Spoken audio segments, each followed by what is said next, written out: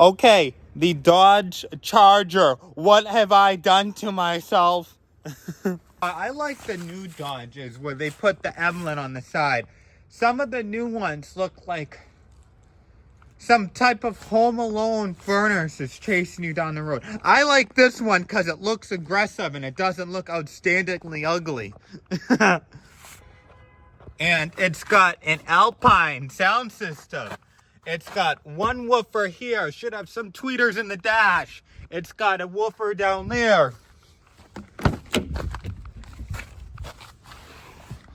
Should have a woofer in the trunk. It's probably got an amp underneath there too, right? This one feels like Sleepy's back here. So if you want more, Ryan, like, comment, subscribe, because I will be at the NASCAR.